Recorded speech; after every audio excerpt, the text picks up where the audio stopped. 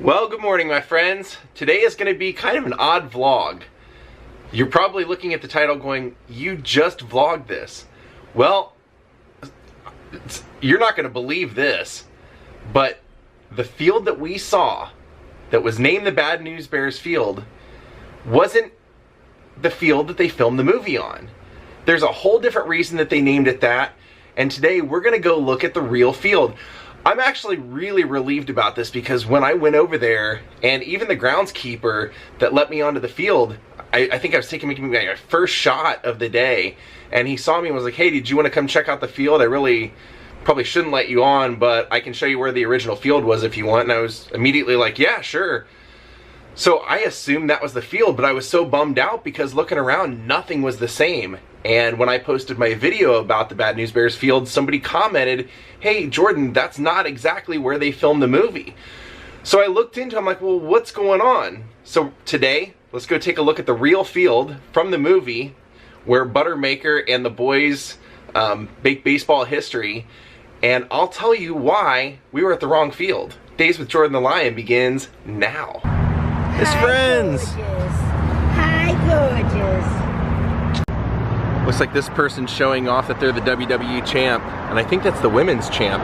So today, instead of heading out to West Los Angeles, we're heading out to Chatsworth, to Mason Park, not the Bad News Bears field.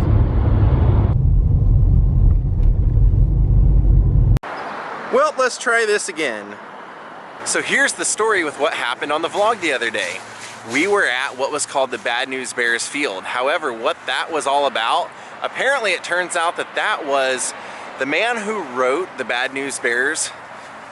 That's where he and his son had the actual experiences that led him to write the Bad News Bears. Him and his son Joey basically lived out the movie there. So after he passed away, they decided in his honor to name the field the Bad News Bears field in honor of him being inspired by the movie being there. So today, we're actually at Mason Field where they filmed the movie. Let me show you around. So the first time we see Morris Buttermaker, Boilermaker, Butterworth, all the names that they call him in this movie, arriving at the field, he's coming down this street, down Mason, and he pulls into here, what now has grass and trees, but at the time this was the dirt parking lot. He pulls into, opens up his cooler and pops open a beer.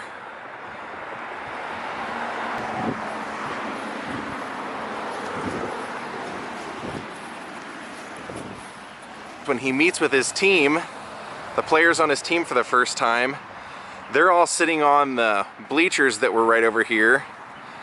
And he's asking them what position they want to play. We have the turnaround of Walter Matthau right here with that in the background. That's when they're all shouting out what positions they want, and then all of a sudden he tells them to take the field, and then two of the kids don't, and Ogleby says, Mr. Buttermaker, I don't think they speak English. You can tell some of it's changed because in the movie the exit out of the dugout is not on that side, it's on this side. Because we see Roy Turner standing there when he has his problems with Joey and Joey tries to hit Engelberg. But this is where we also see the beginning of the movie, Buttermaker's walking with Toby across here while Toby's on the bicycle, and Roy Turner, played by Vic Morrow, is down at home plate or behind there yelling, get off the field, get the bike off the field. Now they've definitely changed the backstop. There's none of that green wood padding behind there that the ball would have been hitting when Engelberg was catching, and they were doing their around the horn drills here with Buttermaker right here at home plate.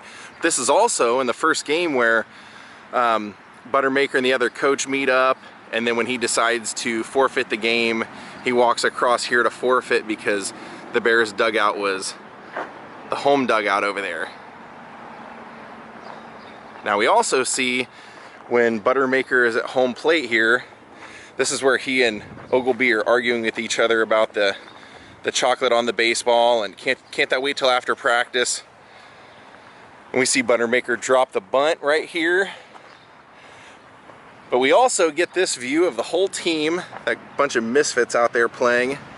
And when Buttermaker takes all the kids to clean pools that day and tells them all of his heroic stories from playing baseball, he gets hammered and ends up falling over, passed out right over here on the pitcher's mound. Also, same pitcher's mound that Amanda would have been putting all that Vaseline from under her hat for the spitballs. Right over here would have been shortstop, so that's where Boilermaker, Buttermaker, Butterworth, all the names they call him, that's where he's teaching Tanner how to play shortstop and how to field and how to get down and block the ball. Now same deal here, they changed the dugout, and it makes sense. You would obviously want the opening for the dugout probably closer to home plate, but in the movie it's over there, so the team and the dugouts are completely different. They weren't this fencing, it was all green wood. They would have entered from this side, and much like I said in the other vlog, this is where Buttermaker is down at this end, sitting on the steps that would have been down here, talking about what they did right during the game, what they did wrong, and then also the time where the team decides they want to quit on him. This is where they're telling him that they want to quit, and he's screaming at him that nobody's vote around here matters but mine.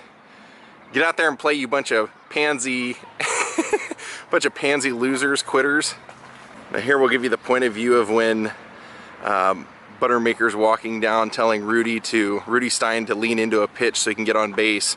And also where Ogleby is kind of stalling in that last game because he's afraid of being the last out. And Buttermaker comes walking down from the dugout down here to tell him to just get in there and swing. So here on the pitching mound, this is when Joey Turner decides to try and hit Ogleby by trying to bean him. And Roy Turner, Vic Morrow, comes out of the dugout down here and walks across and yells at him and then hits him on the field. And you have kind of a dramatic pause there. And then that's also where the next pitch, Ogleby lines it back here to the pitcher, and Joey grabs the ball and holds on to it, and then all of his teammates come from around the field and tackle him right there on the ground. So right here's where we would have that view of Roy Turner and his wife arguing after he hits Joey and after she calls him the SOB. This is also the dugout that the Bears are in the time they find out that they have to wear jock straps. And they're all fighting about that with him. And this is also the same side that Buttermaker is teaching Ogleby about how Amanda's put the Vaseline under her hat. So they're sitting right inside where the dugout would have been right here.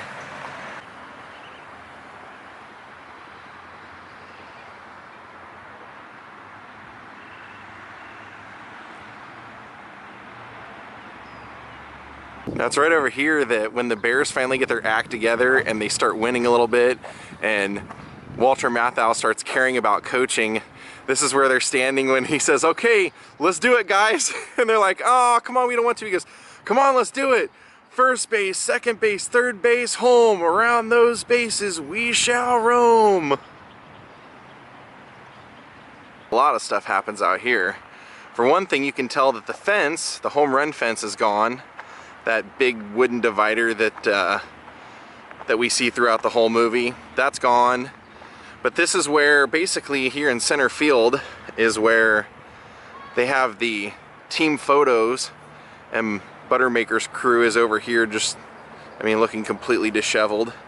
But it's also over here where left field would have been, where Kelly Leak would have gotten that foul ball that went over there, and he picks it up and whips it all the way into home, and Buttermaker goes, catfish. So then roughly right out here where the home run divider would have been is also where the team would have been doing their calisthenics running, and Ogleby and Engelberg jump the fence, and Engelberg pulls out the chocolate bar and starts eating. And also the Bears, or the scoreboard for the movie would have been right about here.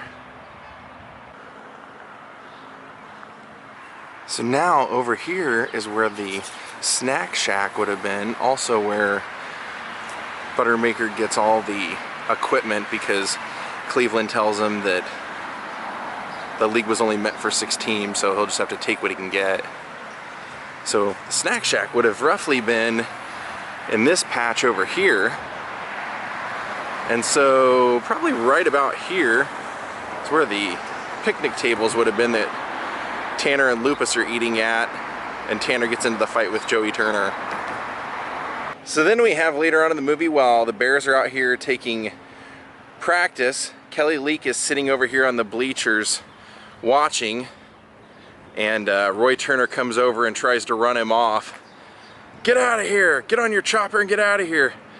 And Kelly Leak's sitting right here on this this edge seat, and he stands up, pulls out a cigarette, and even Roy Turner gets a little physical with him there, kind of manhandle him, and the kid says, "I'm the best player out here." "Yeah, well, it's too bad none of us will ever get to find out."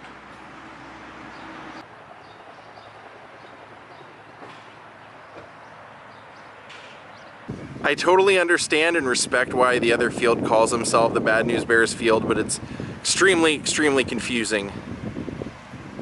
And if they're gonna do that, they should have, especially as much money as they've put into that out there, they should have a plaque or something that explains this is the field where the movie was inspired. Makes it a little bit cooler for people coming out there. So at the end of the movie, of course, the Bears lose and the Yankees win, unfortunately.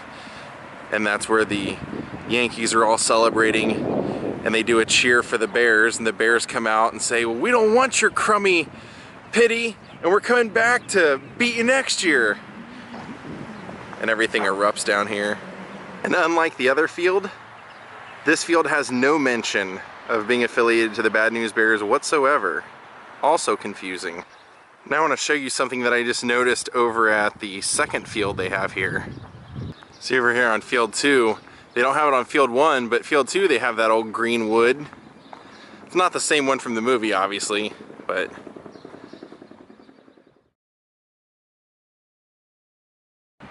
so after Joey gives up that in the park home run, he walks over here to where his dad is standing and just drops the ball right on the ground, then walks off with his mom over towards the parking lot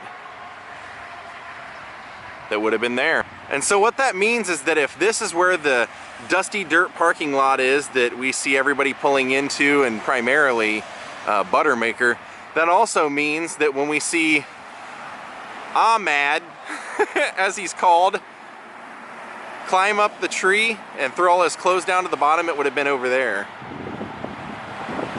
Well, my friends, sorry about the mix-up the other day. I was crazy when I woke up, and a friend had sent me a message saying, "Dude, I hate to tell you this, but you didn't vlog the actual field from the movie, not the original movie." And then the more I looked into it, I was like, well, I would have never vlogged that other field otherwise. I probably wouldn't have made a special trip over there just because the movie was inspired by that field, but we did it anyway, and now we actually got to see the real field. And now, you know, if you ever come to LA, go to Mason Field, and do not go to the Bad News Bears field if you're looking for the 1976 Walter Matthau movie filming location. Whoopsie! And it definitely explains why nothing matched up when I was there looking around, and why I was just so bummed out that I just couldn't understand. To me, I said, you know, how could an iconic movie like that, how could they call it Bad News Bears Field and not keep anything remotely looking similar? And now we know. And there we go.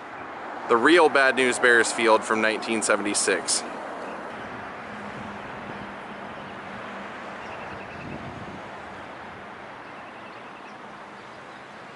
Well, there we go. Now we've officially seen the real Bad News Bears field from the movie.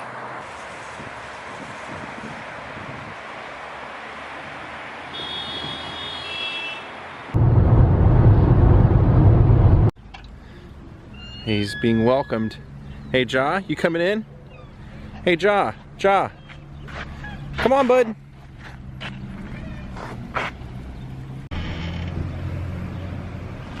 For being a little bit overcast, I was afraid none of the dogs would be out here, but there's quite a few.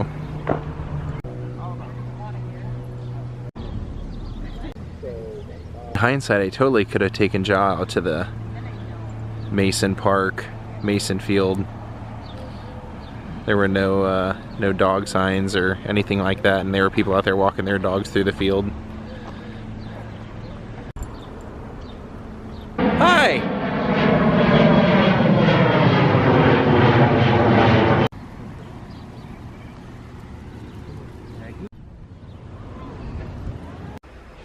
friends, we're going to close it out by thanking Jeff Pinkstaff for becoming my newest Patreon.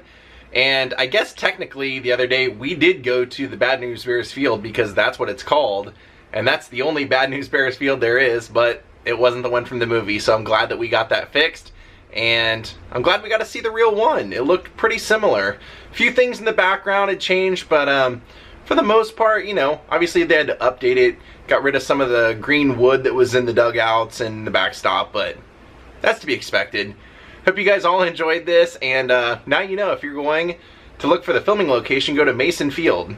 Have a great night, everyone. We'll see you all tomorrow. Goodbye.